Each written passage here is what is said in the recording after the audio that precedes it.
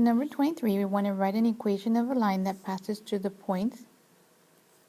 So the first thing we need to do is we need to find our slope.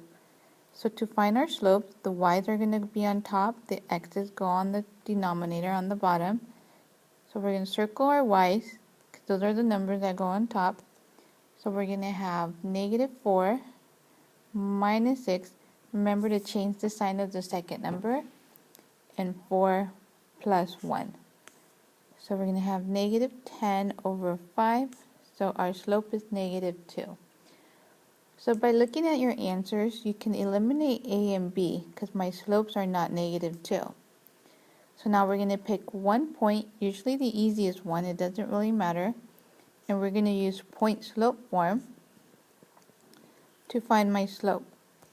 So, or to find my equation of my line. So my slope is -2. My x is -1. Remember to change your sign. My y is 6.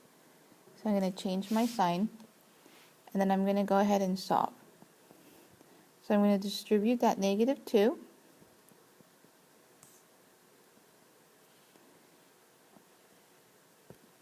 And I'm going to add 6 to both sides.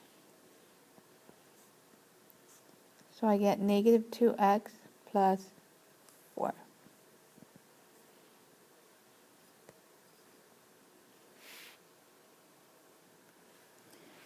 For 24, it asks us to find the range of the function. So remember, to find the range, remember Dr. X, Y. So my range is my y values. So we're looking at the y value. So -6 has to be in my y. So notice that that's not in my y. It can't be b. So we have -6, 9, 18, and 0. So D has the range values of -6, 9, 18, and 0. For number 25, it says which line is parallel. So if you remember, parallel lines means that they're the same slopes because they're going to be equal. So I want my slope to be equal to -8. So if I look at my slopes here, I need to pick a line that has a slope of -8. So the only one would be C. Okay, so which following expression is equivalent? So we're going to add the exponents. So we're going to have u to the 12. So we're going to see which one has u to the 12. So this is going to be u to the 32, u to the 8. We're adding the exponents.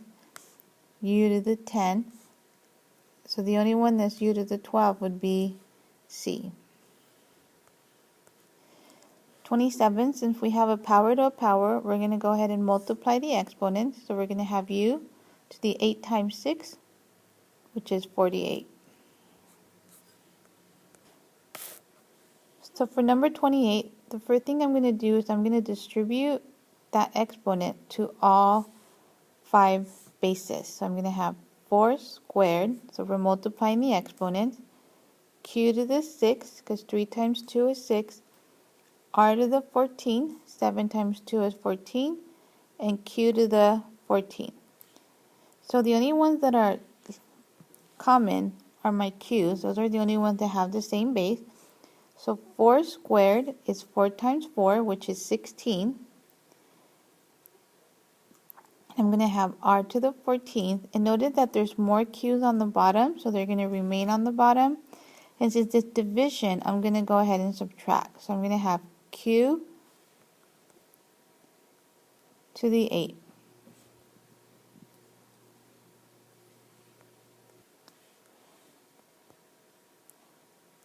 For 29, since I have a negative exponent, I'm going to have to move that to the numerator. And then the 3 becomes a positive 3. Now there's an invisible 1 on the bottom, but we usually don't write it. So we can just write it as q to the 3rd power. So we need to factor this completely. So we're going to look at our first and last term. So we ask ourselves, two numbers multiplied together, that gives me 121, z squared. So that's going to be 11z and 11z. Then I got two numbers multiplied together, that gives me 81. So that's 9 and 9. So I'm going to cross multiply. and verify that that does give me 198z, and that's what I wanted. So I can rewrite this as 11z plus 9 times 11z plus 9, or I can rewrite it as 11z plus 9 squared. So we're going to graph these parabolas. So remember, the first question you need to ask yourself, does this parabola open up or down? So when we look at our first term, since it's positive, it's going to open up. So right away, I can eliminate C because that's a linear line. It's not a parabola. Okay, and notice all my parabolas open up. So it can either be A, B, or D. Second thing you need to ask yourself is, what is your y-intercept? So my y-intercept is going to be 0, 3. So if we look at A, I don't have my y-intercept as A, so it can't be A. It can't be B. So just by looking, the only one that has a y-intercept of 0, 3 is 2. In case there was two other ones, the third one that you need to ask yourself is, find your vertex. And you find your vertex by x equals negative b over 2a. Number 32, we're going to find using the quadratic formula. So the quadratic formula is x equals negative b plus or minus the square root of b squared minus 4ac all over 2a.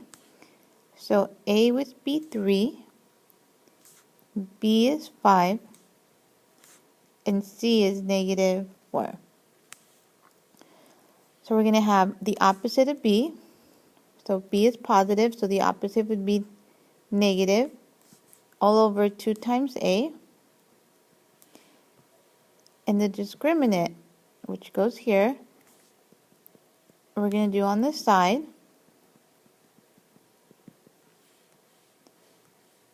So we're going to have b squared minus 4ac. So 5 squared, 25, because it's 5 times 5. Negative 4 times 3 is negative 12. And negative 12 times negative 4 is positive 48, because the negative times the negative is a positive. And 25 plus 48 give me 73. So we're going to go ahead and substitute that back in here. So we have negative 5 plus or minus the square root of 73 over 6.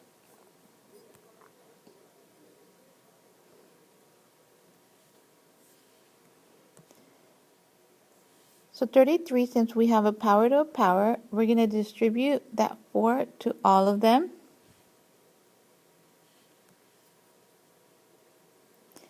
So we're going to have 9 to the 4th, p to the 12th, because since it's a power to a power, we're going to multiply, q to the 8. And 4 times 4 times 4 is 6,561.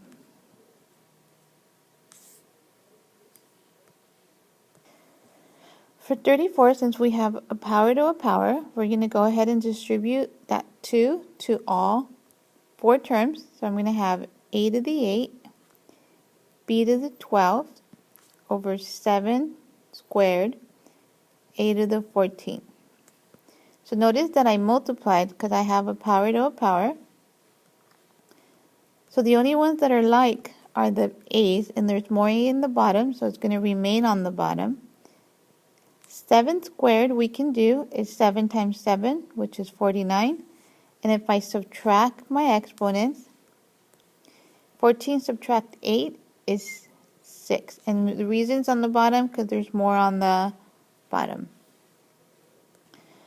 35, we're going to go ahead and distribute that 2 to all terms. So we're going to have 5 squared, n to the 14, b to the 6.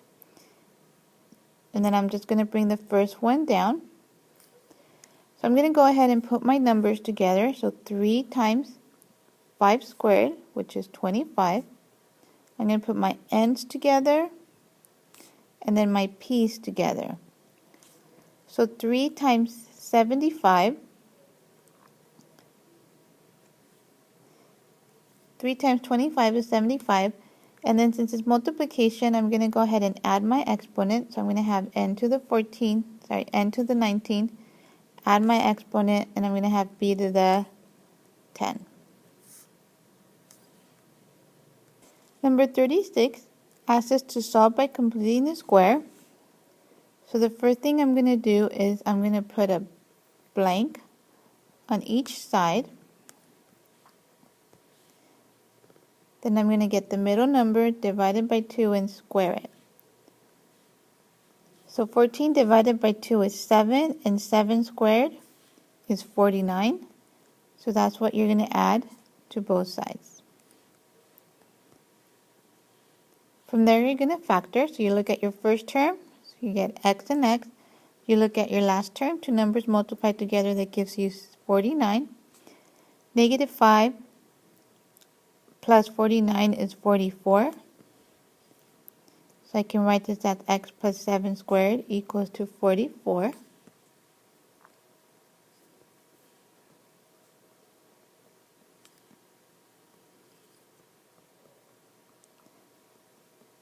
So now I need to get rid of the square, and the way you do that is by taking the square root of both sides.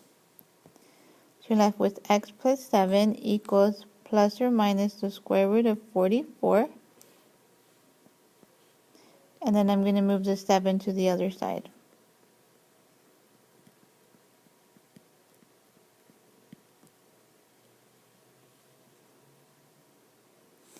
So my answer is negative 7 plus or minus the square root of 44. So for 37, I'm going to go ahead and rearrange them as 3 different fractions so we can see. Okay, on the first one, we can factor or cancel by 9. So 9 goes into 9 one time, 9 goes into 27 3 times. And then I'm going to be able to subtract my exponents. There's more on top, so that's going to stay on top. So far I have 1 over 3, w to the 3, because 6 minus 3 is 6. And then for the last one, I can't do anything with the 5, but there's an invisible 1 on the w as an exponent. So I'm going to go ahead and subtract the exponent, but there's more on top, so they're going to remain on top. So 2 minus 1 is 1. So I'm going to have w to the 1 power. So now I'm going to go ahead and multiply across. So I'm going to have negative. I'm going to add the exponents because it's multiplication. And then 3 times 1 times 5 will give me 15. So number 38 says, Julie looked at the two expressions below and concluding that both simplified to the same number. So we need to figure out if that's true. So simplify 3x to the 0. So this is another way of saying 3 times x to the 0, which is 3 times 1. So that's going to give me 3. For part B, my whole inside is to the 0 power. So this is going to be 3 to the 0 times x to the 0, because I have to distribute that. So that's going to be 1 times 1, or 1. So they are different, so you need to explain why they are different. And the reason they're different is because for part A, you don't have that parentheses to the 0 power, so you don't have a power to a power. So that 0 exponent in part A only belongs to the x. It doesn't belong to the 3. The 3 actually has an invisible 1 as my exponent.